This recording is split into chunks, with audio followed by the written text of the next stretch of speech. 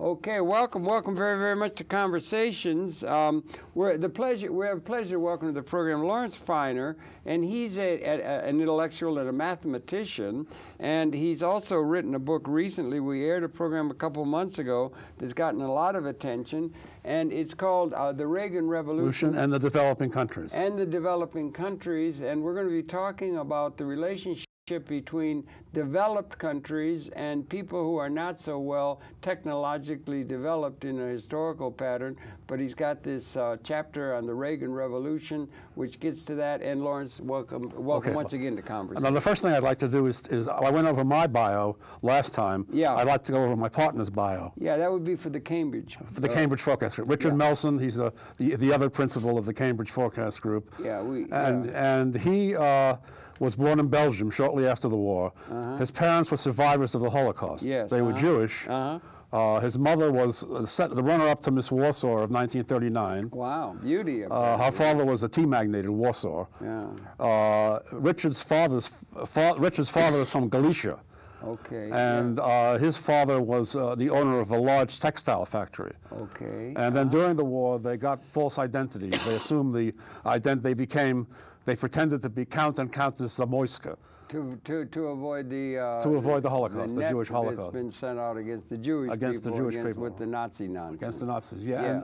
And they were actually quite in tight with the Gestapo. They moved into the Gestapo section of town. No fooling. Where? No. In what town again? This is Krakow. In Krakow. Okay, yeah. Right. And then he was born in Belgium. After the war, they moved to Japan, and Richard grew up in Kobe. Then he came to Massachusetts, to Cambridge, to go to MIT. You went there, did you? I went into MIT too. Also, I was a senior when he was a freshman. Yeah, I see. In mathematics, both. No, he was in humanities actually. Okay, right. Okay. Now Did you meet there as students? I met there as students. Okay. And now he became. He got a degree in regional economics from Harvard. Okay. And then he co-authored with me and with Noboru Fuji, our Japanese partner. He co-authored numerous books, Japanese books on the world economy. In Japanese language? In the Japanese language. In English? No, in the Japanese language. That's interesting in itself. Now, to give a brief history of the Cambridge Forecast Group, we started it in 1979. Just under Eva Reagan. Just under Eva Reagan. Yeah. Just before that OPEC price rise, that second OPEC price rise. Right, 73 or something. The first was 73, and then 79. You're right. And we put out a newsletter. We offered our consulting services. We got one subscriber to the newsletter. It didn't succeed. We got one subscriber to the newsletter, Francis Tankard of Chase International, who said it was pioneering. Pioneering. What did he say about it that was pioneering? He said that our stress of the future importance of the developing countries was pioneering. That is important, isn't it? That is important. That is definitely important. That's a paradigm, yeah. That's a paradigm. And then... is that called, do they call that the emerging markets? The emerging markets, that's what they call it now. Yeah. And also, we got one client, Digital Equipment Corporation. Okay. And we did consulting on American attitudes towards investment in the third world. In the third world, in the emerging markets is a synonym. Right. Now, in 1980, my partner was in touch with Reginald Jones, who was the CEO at that point of General Electric. I know that name, but Reginald Jones. He was the CEO of General Electric. Big company. And he was very interested in us doing a study on the viability of synfuels, of synthetic fuels. So I got in touch with Stanley Hoke, who is the executive vice president in charge of corporate planning. And I went up there, and I said that they weren't viable, that the Carter program for synthetic fuels really wasn't viable. Okay. What would that have included? That was this coal gasification, shale oil, coal to oil, synthetic fuels. Synthetic. It didn't involve the things they're doing now with natural gas, fracking and that kind of thing. No, I don't. I'm not quite sure. I'm not yeah. quite sure whether it's another ballgame. Yeah, because they're saying we have natural gas reserves. We have natural gas reserves. Yeah. And they were very. We said the way to go was cooperation between the West and the OPEC countries. Okay. And the middle management was very hostile. The upper management liked it, and the middle management was very hostile. And it kind of got nowhere. Now, would that have been comparable to the middle in the political class as well? The upper class people are more seeing in a future-oriented way than people that are on the practical ground? Yeah, I think that's a good way. Is that a paradigm that might be seen in terms of world society? Yeah, I think so. That's an important one. That's an important one. Yeah. Anyway, what was I going to say? Now, in 1981, we made contact with both the Saudi commercial attaché and the head of the Saudi desk at the IMF. That was Ibrahim Khoja and Maksoon Jalal, respectively. Okay. And they were interested in us doing a study on American attitudes towards Western OPEC cooperation. Okay. Now, that sort of fell through. I mean, there are political sensitivities in having Jews work for Saudi Arabia. And we were not shy about saying that we were Jewish. Yeah, right. You know, what you have to do usually is you sign a card, you get a Muslim name, then you go over there. Okay, but basically, it kind of really wasn't going anywhere because people didn't think our prediction was accurate, even though it was, as it turned out to be Apart accurate. from your religious our religious views. Or cultural, yeah. People didn't think our predictions were accurate. Now, and were you basing your predictions upon a certain algorithm or a certain reading of world society, that it was a large comprehensive reading, or where were you drawing your... That was it was based on a comprehensive view of world society. A comprehensive view informed by the advantages of underdevelopment, and that the underdeveloped countries being underdeveloped had certain advantages. And advantages intrinsic to their being underdeveloped. Which would allow them to grow rapidly in the early 21st century, even while the developed countries stagnate. And what was the basis of what was the intellectual basis of that formula? Is it associated with any, like we're associated? We have Keynes, we have Schumpeter, we have. I can tell you what it was. All of that. Was it associated with any of the major writers of theoretical economics? The so-called Gerschenkron hypothesis. Okay, I don't know that. You don't know the name. That was the Gerschenkron hypothesis. And was he associated with any of the major fields of thinking? Supply side, demand side, these kind of things? That I don't know. That I don't know. I know you weren't thinking in terms of the political class? No. Back again to that question about the leaders had one view and the people on the ground had another. Did you fit in? Were you fit into any theoretical understanding of economics from the economics profession? I don't think. And the political. I don't think we were supply side or anything like that. Well, you understand what I'm saying? Yeah, it was basically the advantages of underdevelopment. The advantages, but that wasn't tied in with any particular view of economics. No. Oh, and you didn't have any particular grounding in political economy. They used to call it political economy in the 19th century. Aside from being self-taught, no. Okay. My background was mathematics. And you didn't fit into any of the normal ways in which those things are seen in terms of economic Right, no, we didn't fit theory. into any of the normal ways. Okay. So anyway, you're flying by the seat of your pants. To go on. In January of 1982, my partner met a Japanese graduate student, Nobuo Fuji, who was very well connected with politicians from the Japanese Komeito party. That was the Buddhist party. Very well connected with Japanese leading figures. And he said, let me start the consulting firm and the newsletter in Japan. And that's what they did. We started it up in Japan, and it became quite successful. Is that back when Japan was buying the Empire State Building and everything? The Japanese threat that now is seen as the Chinese threat? Right, that was back when the Japanese were doing that. Yeah, Nomura was a big... Nomura was a big... And we had our newsletter, the Cambridge Forecast Group of Japan. And they had MITI, didn't they have a MITI. system? We did work. We did work for MITI, the Energy Research Institute of MITI. Right. As an industrial policy they had for their national economy. We did work for Korea Oil, Tokyo Gas, Nippon Steel, Matsushita Electric, Sony, Toyota. And when you say you work with those major figures in terms of the world economy, you worked for them in what way? We did consulting. We did economic consulting. In terms of investment decisions, or what were you offering them? In terms of investment decisions, in terms of planning decisions. And what was the basic theoretical understanding of things that informed your projection? For our projection, our basic understanding was that the center of the engine of the world economic growth would shift from the developed countries to the developing countries. That's a huge perception. That's a huge perception. That's not associated with any of the major political figures of the world? I think, what's his name again? Walt Rostow. Now, Milton Friedman certainly espoused that point of view. And he did, and what Rostow, he was huge. Walter, he was chairman of he was a huge figure. Yeah, he was a huge figure, Walt Rostow. Yeah, but I'm trying to remember what association. I can't remember what his associations were. I don't either. It was a major figure. I don't remember what his associations were. Yeah. Anyway, moving right along. Yes. I'd like to cover some aspects of the book that weren't covered in the last program. Okay. And one of them is one of the reasons why China failed to industrialize as the West did. Well, okay, go on. And this was what historian Mark Elvin called the high-level equilibrium trap, which is basically that in pre-industrial China, 18th and 19th century China, an industrial revolution, a steam industrial revolution, steam-powered industrial revolution wouldn't have bought them anything. Wouldn't have It bought wouldn't them. have bought them anything. They already had a very efficient transportation system with the barges and canals. They had an efficient agricultural system. They had an efficient industrial system based not by steam power, but by water power. They were manufacturing steel using the Siemens Martin Did they process. have a surfeit of water power? They had a surfeit of water, yes. They did. They had a surfeit of water power. And yet they built the Three Gorge Dam now. I mean, they're building the Three Gorge Dam now. And the big advantage of the Western Enlightenment or the economics was the your steam engine, that sort of thing. The steam engine. That is the Enlightenment out of Well, Europe. actually, it was the second industrial revolution where China bought something. Okay. Namely, electrification. Okay. The internal combustion engine. Okay. And petrochemical fertilizers. Well, when did they do that? That was in the 20th century. In the 20th. Specifically after Deng Xiaoping got in. After Deng Xiaoping got in. So not Sun Yat-sen or those No, early not China things, Lai, or that, but until, and then Mao. But after, and then Deng Xiaoping, about 80. Was that after Nixon went to China? That was after Nixon went to China, right? Do you remember that? I remember that. Were you surprised by that?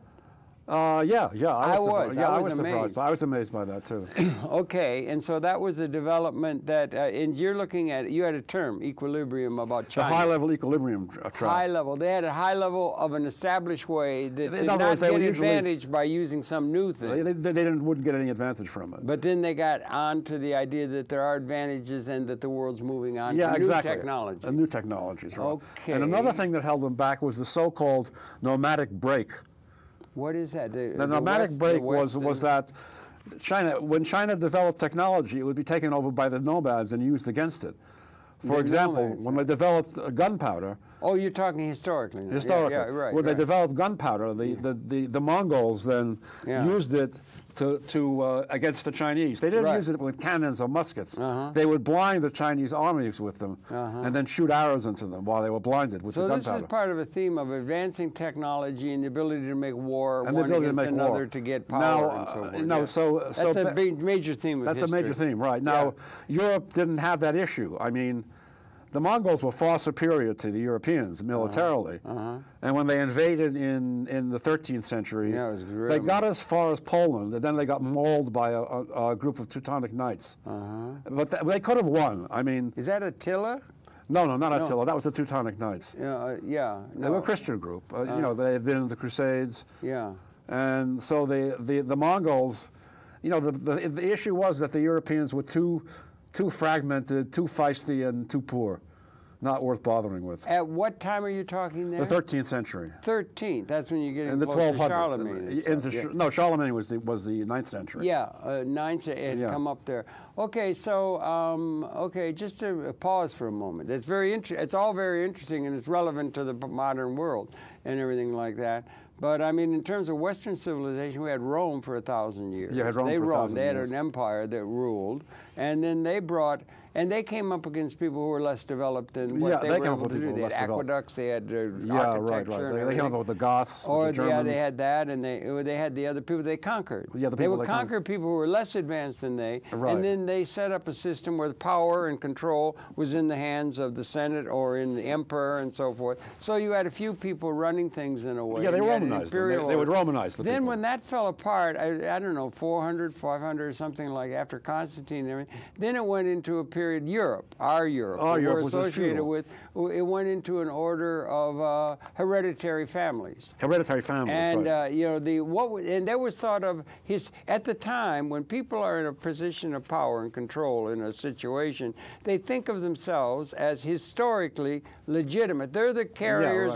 And so then it went into a feudal order where you had kings and you had dukes and earls and hereditary order. And by the way, and that held for 1,000 years. And by the way, in the Dark Ages, there was a lot of technological development in Europe. There was, water wheels. Windmills, which came from Persia. Yeah, did they really? Yeah, I think it came from Persia. I can't believe it was Persia or Turkey or something. Yeah, right. And then there was the stirrup. I mean, the stirrup was a real innovation. The stirrup was huge for the knights. You had to have that for the knights. The plow harness, the long plow harness. Yeah, and longboard, what are they? Moldboard plow. Yeah, the moldboard plow. They still got old fields you can see there. They used to have teams of oxen to pull those things, and they left things that you can't see it except from the air, the old field patterns that can be seen. And the three-field system of agriculture. Yeah, right. But anyway, they did that. And then there came along another quantum leap in terms of it, and it was called the Enlightenment, particularly the Scottish Enlightenment. And you had Adam Smith in 1776, the steam engine, and you had that developing, and then revolution across the ocean from Europe in the United States of America. And is it not that pattern, more or less, that in a paradigm sense, holds for the world now? Yeah, right, exactly. Okay? And always there's a small people who run things. Right, there's a small people. There's never been justice in the sense of everyone being involved in a way with the economic development that's increasingly becoming technological in a relationship with labor. A relationship with labor, right. You see, the labor was very important always, but now, and the assets and the power and the assets that gave to one class power over the whole of the system has always been concentrated with the few people that ran everything. Yeah, anyway, to go on. And it still is. Yeah, it still is. Anyway, to go on, in Europe there was no nomadic issue. No nomadic. We had nomadic with the Sioux Indians and so forth. No, and this was in Europe. Oh, you're talking in Europe. I'm talking about Europe. Now, on the other hand, there were competing powers, and it was dangerous not to develop technologically because another power could get a technological edge. So in Europe, which was fragmented, there was a spur towards innovation. In China, which was centralized, there was a break on innovation. Okay, that's interesting. And that was one of the reasons why Europe advanced over China. Well, and Europe advanced over the rest of the world. Over the rest of the world, right. I mean, there are others, you had other systems, but it was Europe that was advancing, and the Enlightenment came out of Europe. No, in the Islamic world, for some reason, it came out of Europe. In the Islamic world, the nomadic issue was a threat also. I mean, okay, the nomadic threat of... there was Genghis Khan, and then there was what's his name again? Ilkhan. There was Ilkhan. Yeah. And Tamerlane. Tamerlane, and the Euphrates River ran with blood for weeks. I know, because for weeks. It was just massive destruction. Massive destruction. And violence and terrible, invasion. Right. So that was there. But then the modern order, you're getting to that, because you've got the title of your book, The Reagan Revolution and everything. But you're talking, again, back to the major theme, the emerging world, the lesser advantaged people in the world are really important in a geopolitical sense, right. And you see that as something that should be understood by the world. I see that as something that should be understood by world leaders, right. Okay, and it's not. They're still thinking in terms of who's running things. Yeah, they're still thinking in terms of who's running things, right. That's a major theme of your work. That's the major theme of my work. And you gave consulting to people, let's say 79, you got together, 80, that's Reagan. And so the Reagan's coming, you're coming in with the Reagan Revolution and that sort of thing. And that set up certain paradigms in terms of the geopolitical structure of the world and the economic structure. So you were advising companies or people or nations on how they could deal with the new emerging reality that came in with Reagan? Right, exactly. For good or ill? For good or ill, right. Okay. And one other thing you were right on the money then. Now, another thing that we didn't cover, which I think should be covered, was Bush and the Israeli loan guarantees. Bush and the Israeli, you're talking about first Bush? Or the first Bush and the Israeli loan guarantees. Well, I'll go over it. I can go over it now. The Israeli cause commanded a widespread popular sympathy in the developed countries, particularly in the U.S., and the Palestinian cause commanded a widespread popular sympathy in underdeveloped countries. The Israelis, in a sense, represented the developed North. The Palestinians represented the underdeveloped South. This fact, moreover, played a very important role in which the way these issues were presented to the American public. That's very important, what you just said. Yeah. To the extent that Israel, with your acquiescence, took a hardline stance on the Palestinian issue, this became a signal that the Palestinians don't count, and by implication that the Muslim and Third World don't count. And that the Third World, the developing world, the poor people of the world don't count. That's what I'm saying. This tended to placate American Third World phobia. On the other hand, if the U.S. pressured Israel to be less hawkish, this became a signal that the Third World counts, and the Third World phobia intended to increase. Do you think they were able to impose upon the Israelis the idea not to be hawkish? No.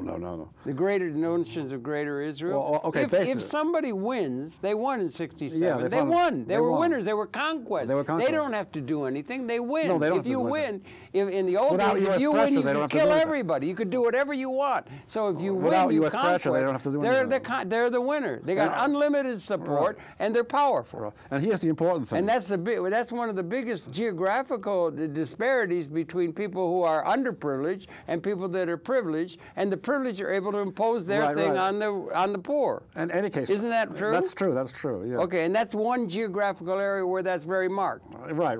Okay. Okay, moving on. That's one of the issues. It is no accident, for example, in the same week that Bush pressed for a delay on the $10 billion in loan guarantees to Israel and attacked the, quote, Jewish lobby, his approval rating in the polls began to plummet and consumer confidence in the American economy began to plummet.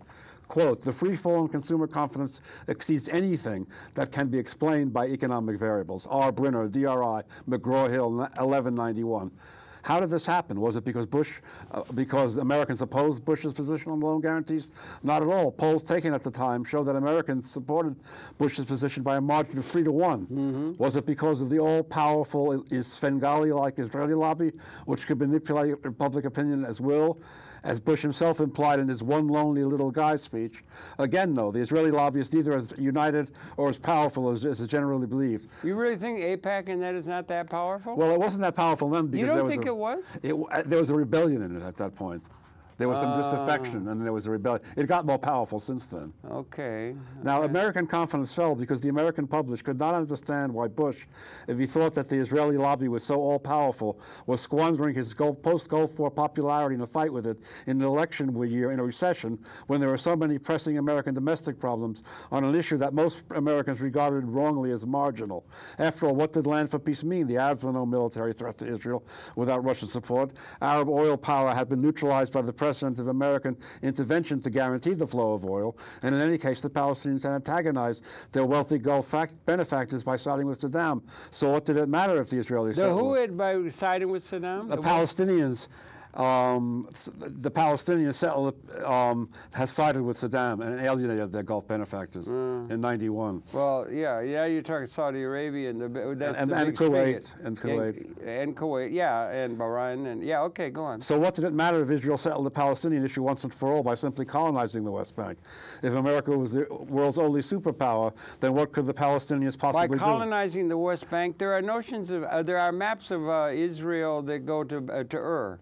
And saying Greater Israel. Greater Israel. And that they are the chosen people, and that they are powerful. And why is it that there's such an unending support for the country of Israel? Yes, a good question. George Ball wrote really well and said, why are we supporting Israel when where our national interest really there is with the Arab states that have the oil? Right, have the oil. Why do we do that? What's the reason? Well, it's the Israeli lobby. Israeli lobby, you said is not important? You think the Israeli lobby is not important? No, it wasn't. It was important now. It was weakened temporarily. No, but ask, why have we done that at all?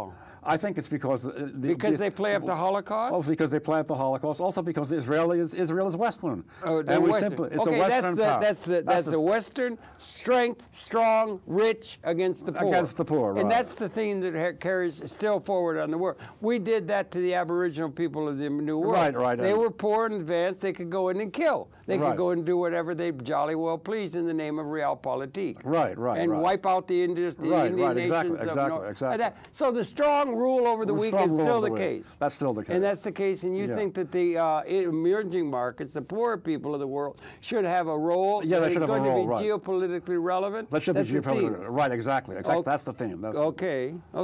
In short, something didn't add up. So we should not be supporting Israel. No, I don't believe we should. We should not be. We should be. We're putting unlimited Apache helicopters, all of this kind of power. And my friend Richard, my partner Richard, who's a Holocaust survivor, believes that. Yeah, he believes that as well. As does Norman Finkelstein, who's Norman Finkelstein's the one who speaks up, and he takes a lot of flack for that. Oh, he sure does. Yeah. In short, something didn't add up. Either Bush was a foreign policy junkie who didn't care about the important domestic problems that were hurting Americans, or, and this was too disturbing to admit, the Third World was more important than most Americans had been led to believe.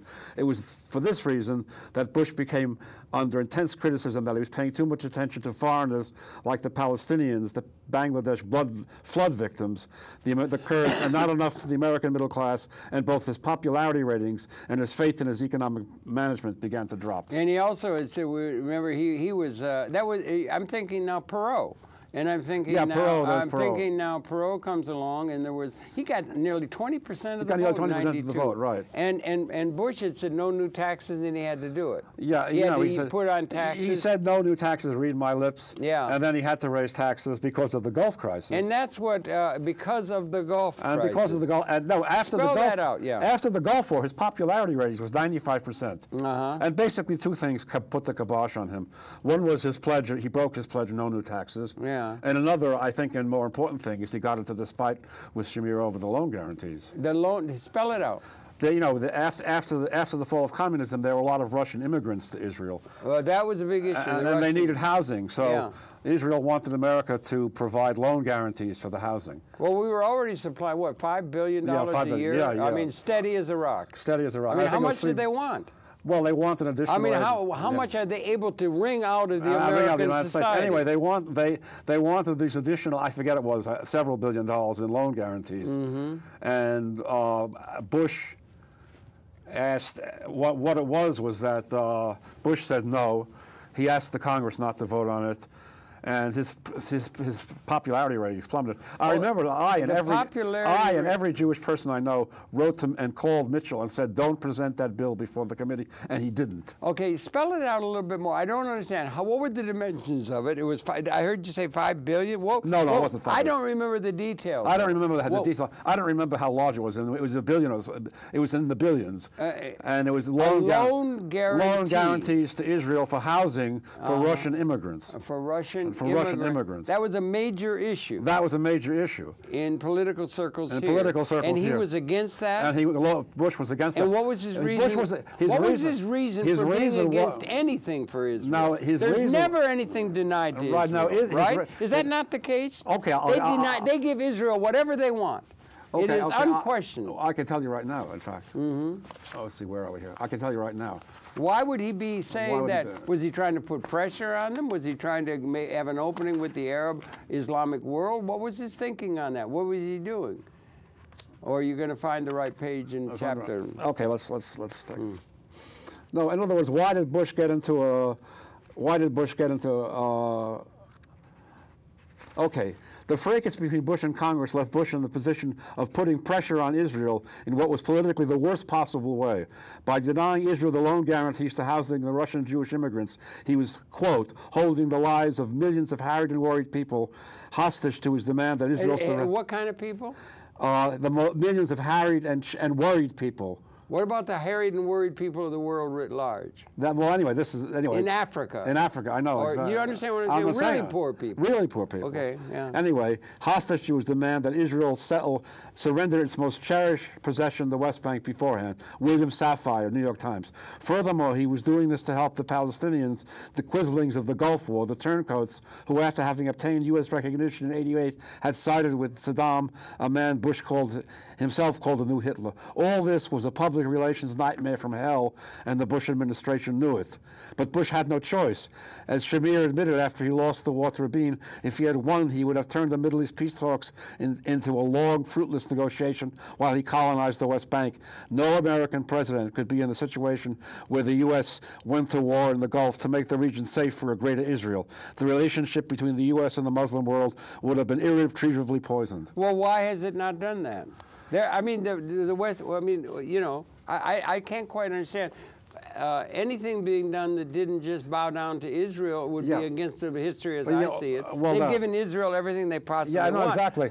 Well, that was the one exception. Unlimited weapons, atomic weapons, superpower, money. What have they never denied Israel, the United States, under the influence of the Jewish lobby? Well, yeah, that's a good question. That's a very good question. It's a very good point. Why have we sided with them? Or have we sided with other leaders of the world when they come up against poor elements of the world? Why has we never had a thing that resonated with the disadvantaged people of the world, always siding with the strong? Sometimes we always sometimes we always side with the rich. Also, always the rich side with the rich. Also, there's the Israeli lobby.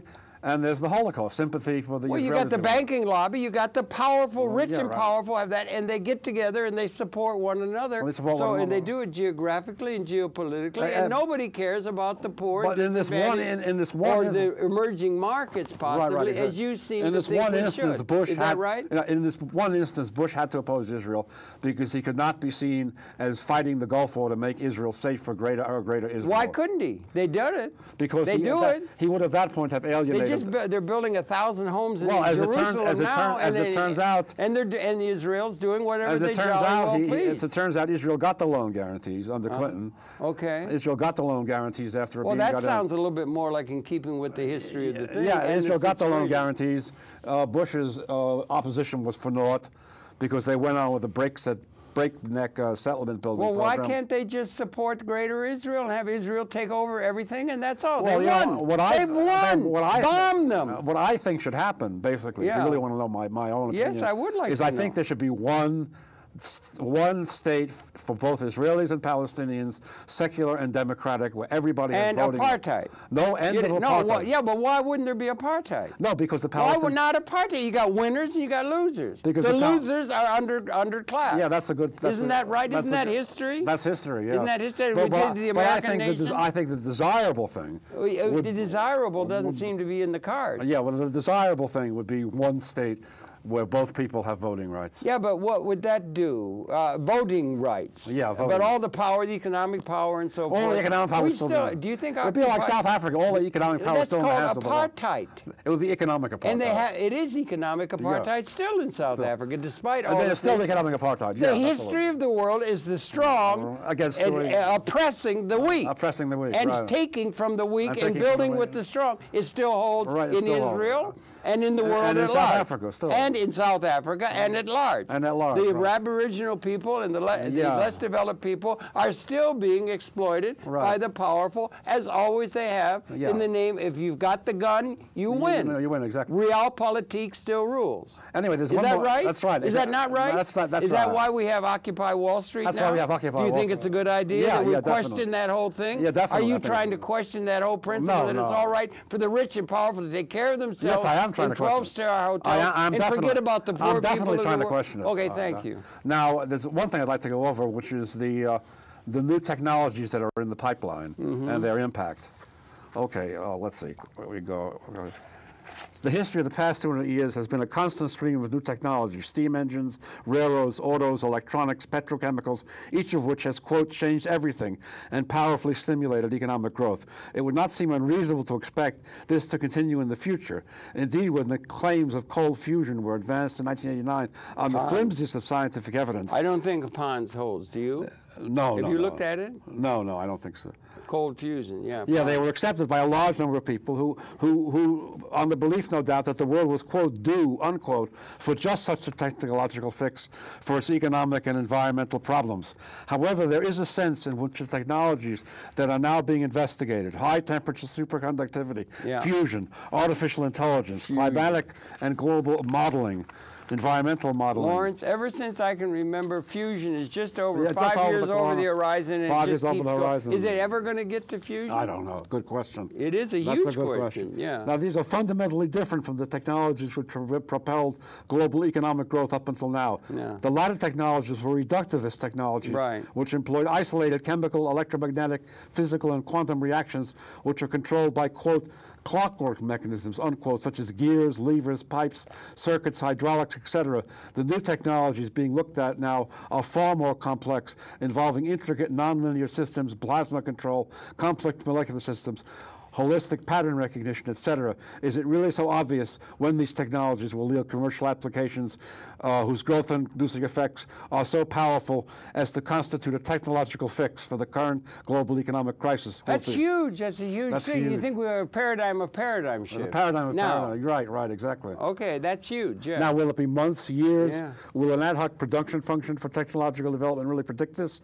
In other words, isn't it true that revolutionary technologies are to some extent, quote, manna from heaven, unquote, outside the realm of purely economic analysis? Okay, well, it might well be, because what you're talking about, in a certain sense, if you look at things systemically, that was very non-linear and pattern. I heard you say pattern recognition. Pattern recognition, right. A lot of that has to do with cybernetics. Cybernetics and plasma control. Norva Wiener said that information overload, that would be like, it permits pattern recognition or neural nets. and you can begin to see the connectiveness of a whole system. Exactly. Do you understand what I'm saying? Yes, we can begin to see the system in whole systems way, in a whole systems in a way, comprehensive way that has not been available to us in the past. Right, exactly. Because you know from algorithms and things like that. Yeah, right, exactly. Okay, so that's a major thing. Do you think, let's say in a pattern of patterns way, will we ever get to the point, like economics informs politics. Economics is defined historically as the allocation of scarce resources.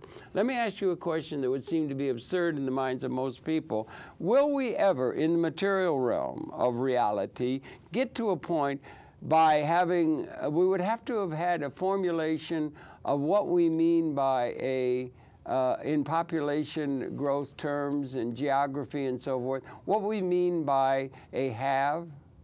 As we say, we have the haves and have-nots. The haves and the have-nots, right. That's between the powerful and the not. No. Okay, like that. Do you think through time, if we were to get a systems understanding that wasn't all ideologically larded and so forth, of that through time, there is a higher percentage of the world population that could be realistically, in materialistically realistic terms, seen to be haves than have-nots through time? That's a very important question. Do you think it is? I think it's a very important question. No, I didn't ask you that. I said, do you think it's possible to get at that? I think so, yes. And if you did, do you think that there are a higher percentage of the world population that can be seen to be have by some standard by which we come up to that's reasonable? I think so, yeah. And that increase of the population, that increase in the percentage of the population in that happy situation, I think relative to the capability that's coming synergetically. If we get cheap solar energy, or that would be, or the fusion and that, fusion, or that, but so that you could say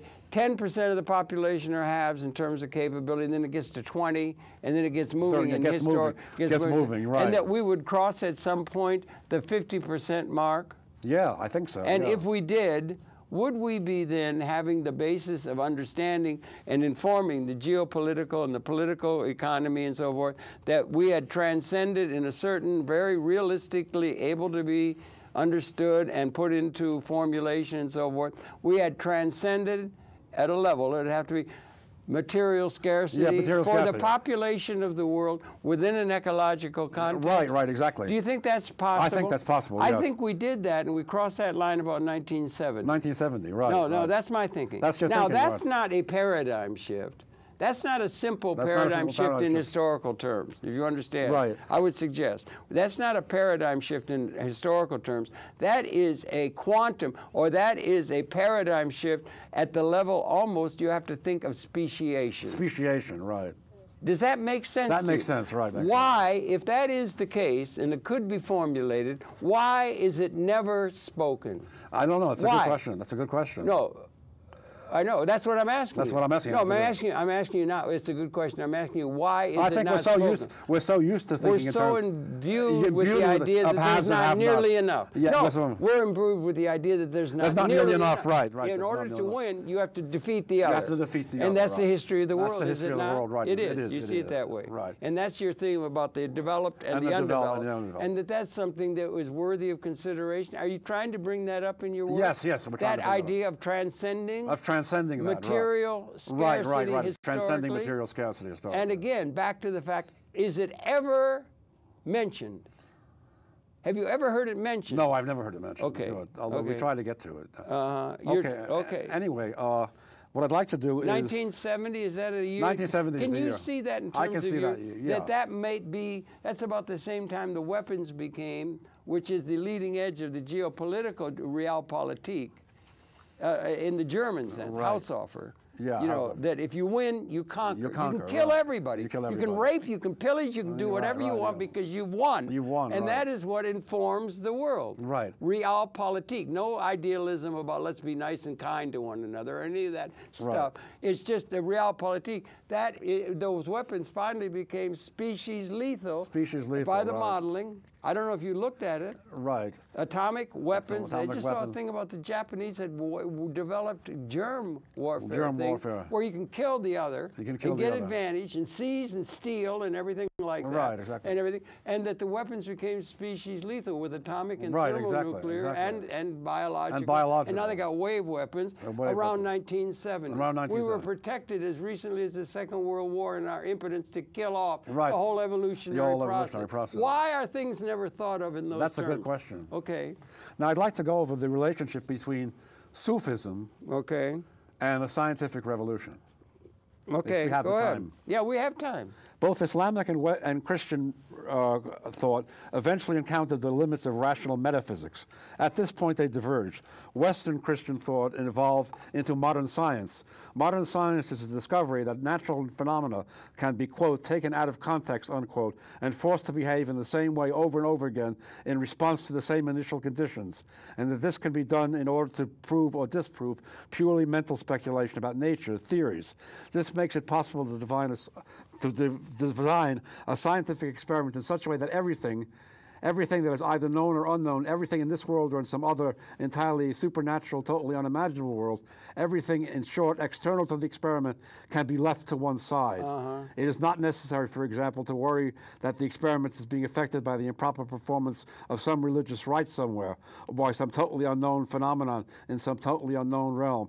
It is natural science, at least, in natural sciences at least, it is not necessary, and it sometimes seems to be in the social sciences, to know everything about everything in order to know something about something. It is not necessary to have the final ultimate truth about everything, nor is it necessary to apprehend everything in one fell swoop. In fact, one might want to avoid any kind of absolutes because things are synergetic. Things are synergetic. No, do you make sense of that? Right. No, there are, in terms of our understanding, keep your face right there.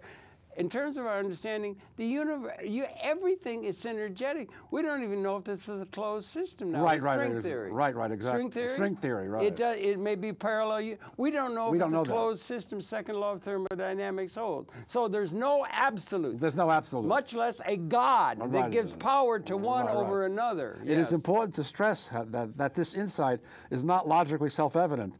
Even given the evidence at the time, was essentially discovery. It was this discovery that formed the basis for the modern worldview, the experimental method. Absolutely. And do you equate that with the scientific process? The scientific process. Critical thinking? Critical thinking, right. Oh, okay. Thus, there are essentially two outgrowths from Hellenistic rational metaphysics. They are one, modern science, and two, theosophy. In modern science, Theosophy, that's Alice Bailey? Or? Yeah. In modern science, the sometimes private mental construct of theory is tested by publicly observable, controlled, reproducible experiments. In theosophy, ultimate reality is apprehended directly and personally. Jauk.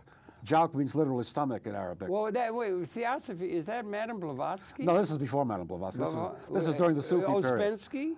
Yeah, she's one of them, but this was before that. It was? Right. Okay. Now, but this meditation had to be controlled by a discipline in public metaphysics, Falsafa.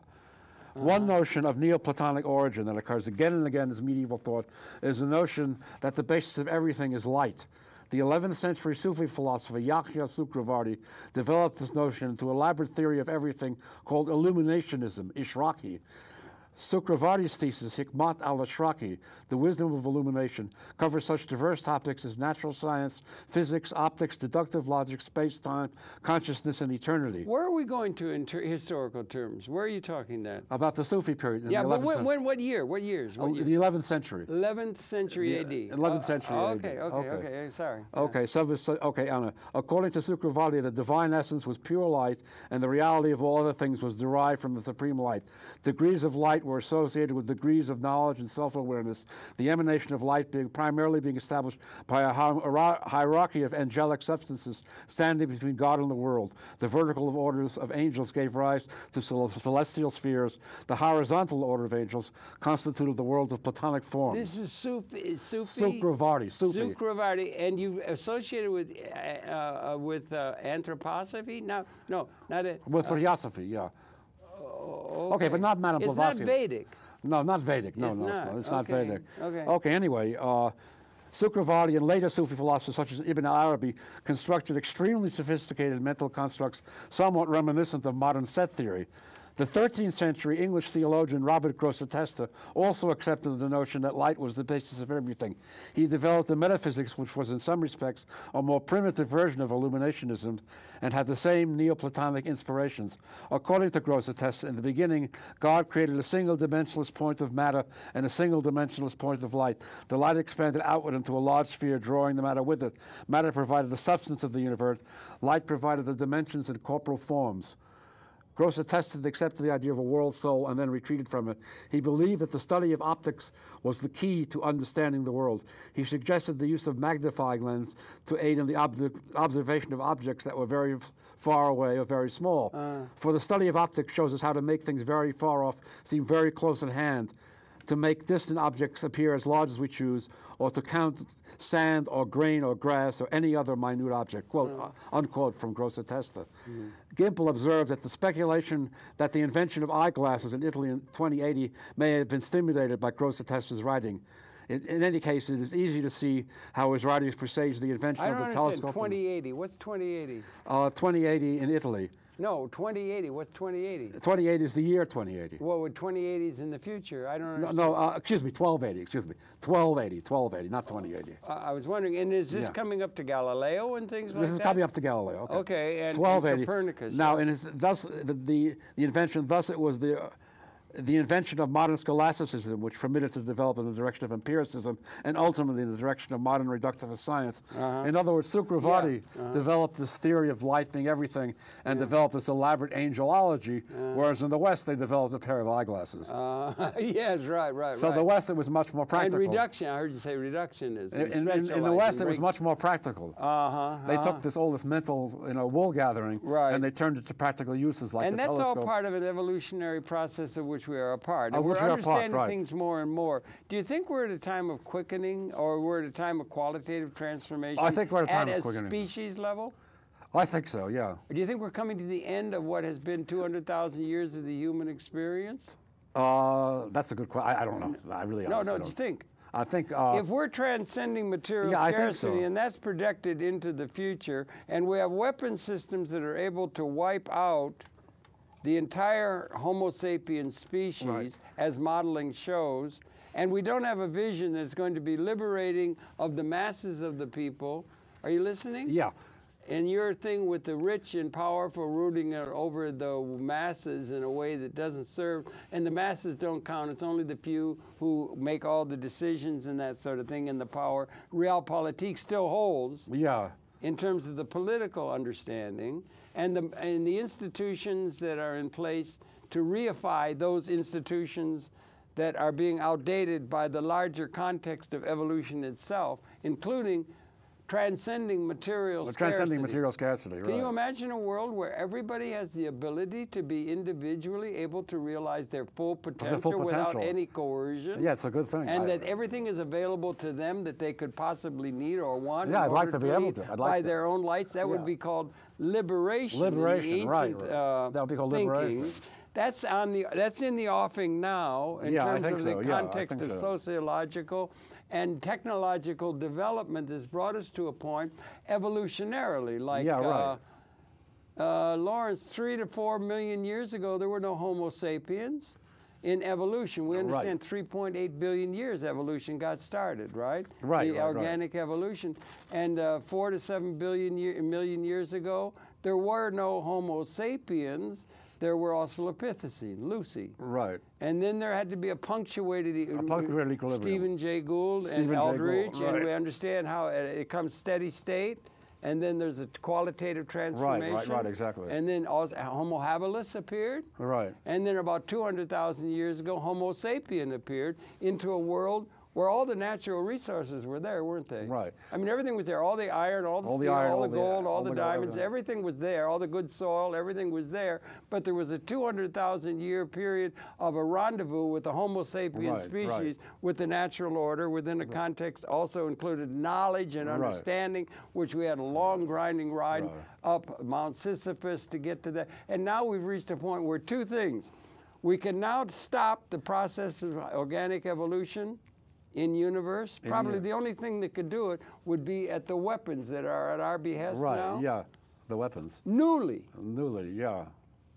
Second World War, we were exempt, or we were protected in our impotence. Right. We could not wipe out the whole evolutionary process. We apparently, since about 1970, have that capability. Right, right.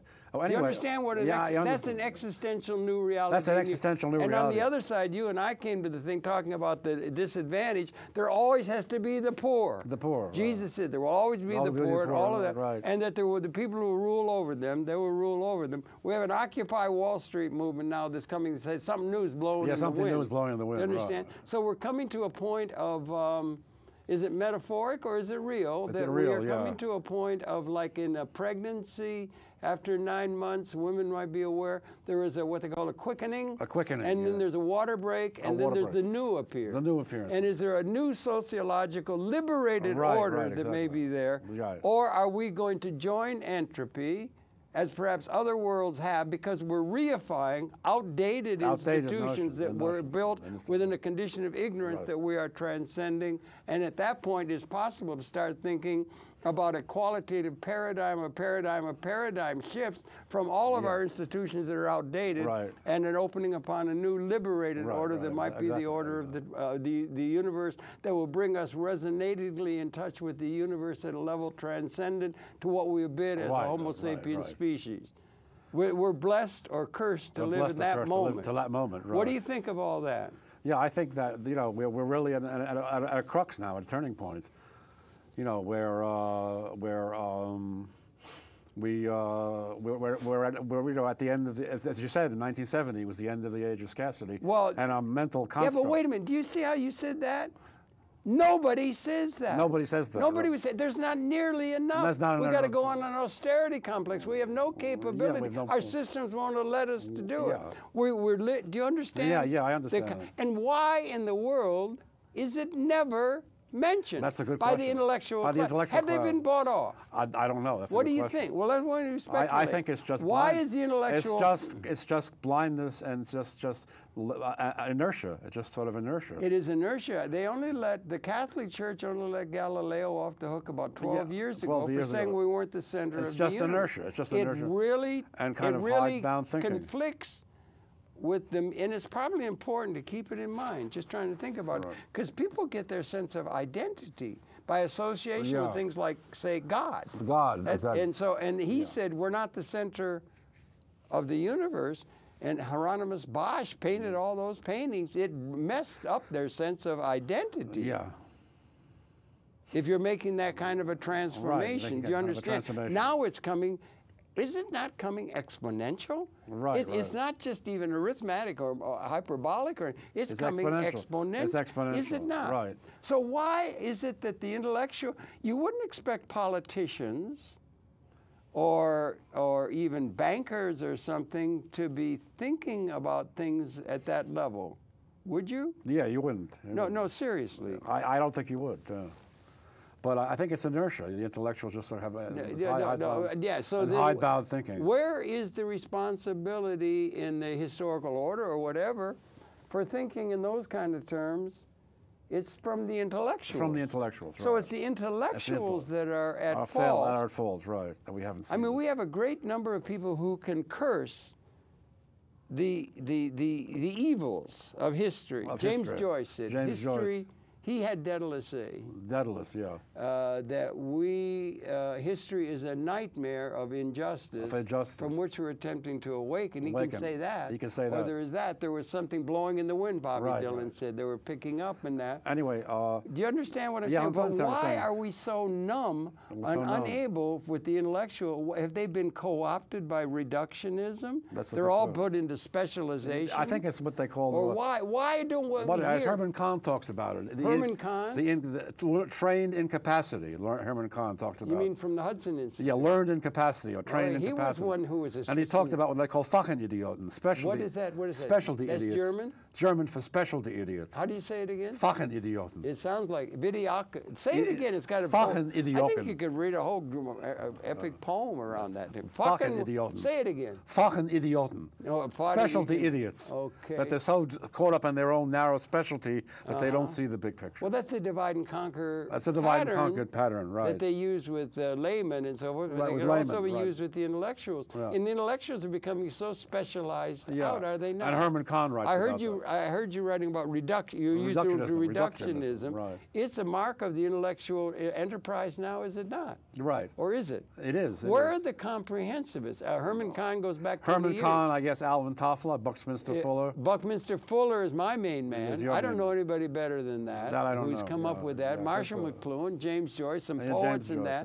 There were that. But there doesn't seem to be anybody. And Samir Amin is a real. Samir Amin, well, he's a very holistic thinker. A very holistic thinker. Yeah, I've done programming. He's really good. He's talking about Eurocentrism. He's really good. Yeah, he really is. I agree with you. We do have a program He's with really Samir. good. I really admire. You know, he's my hero. Basically. Are you in touch with him? No, I'd like to be. He was. He's associated with Senegal. I know. With Senegal. Yeah, no, and he's also, I think, Egyptian. I think he'd be put off by the title of the book. What, Eurocentrism? The Reagan Revolution and the development. Did you do that deliberately to prick people? No. Because people would think you're in support of Reagan. I'm not in support of Reagan. I'm obviously not in support of Reagan. Not, and in opposition. I'm in opposition to Reagan. I'm not in support of Reagan. Yeah. But did you have that thought in mind that people will take that and say, yes, here comes to some another extent. celebrator Yeah, but that's of Reagan. basically what the book is about, so that's what it's about. Oh, there's one more thing I'd like to go into. By all means, we only got a couple minutes left. The impact of the fall of communism on American politics. Okay, please. Okay, now, prior to the fall of the communism, if you look at the world capitalist system, you'll see 400 million people in the Eastern Bloc under Soviet hegemony, communist hegemony. You see about 670 million people in Western Europe and America and Japan, and in Western Europe and America. And then you see 5 billion people in the Third World. Now, there are 5 billion, let's call those people non-white, even though some of them are Latin, they're Indian and Arab, they're Caucasian, but let's say they're non-white. So if you look at this, you see that the white section of the world is a very small minority. In other words, it's impossible to have economic growth on the white section of the world alone. It needs the non-white section. And the ones who rule that are a tiny, minuscule class of people who run it all. And the one who brought this up was Jesse Jackson and his Rainbow Coalition. In him, the blacks, American blacks were going to be emissaries from the whites of the world to the non-whites of the world to get growth started and to get. That's your theme. That's my theme. Yeah. Now, what happened after the fall of communism is suddenly 400 million whites are thrown into the world capitalist system. Now you have more than 1 billion whites in the world capitalist system, so people can envision a purely white world economy. This belief is, the Japanese call this belief white centrism. White centrism. White centrism. I haven't heard Not that. Eurocentrism, but white centrism. That's in fact, we did a paper on white centrism for MITI in 1989. Really? Is it up on the net? Or No, it's not. Do you have a site or anything where people can get to you? Yeah, we do. And the book, read the book. Let them know who published it. Okay, it's our universe. I'm not sure we could get it's the the Reagan Revolution in the Developing Countries, 1980 to 1990, a seminal decade for predicting the world economic future, together with a long-term historical perspective with implications for predicting the world economic future. Okay, good. And who published it? Our universe. Okay, and your email. My email I don't is, think we got the yeah, we don't graphics got up. the right. My email is lfeiner, that's F as in Frank, E as in N, INER 74 @gmail.com. Okay, now say it again slow. lfeiner. Lowercase. Lowercase l, lowercase FEINER 74 @gmail.com. Why 74?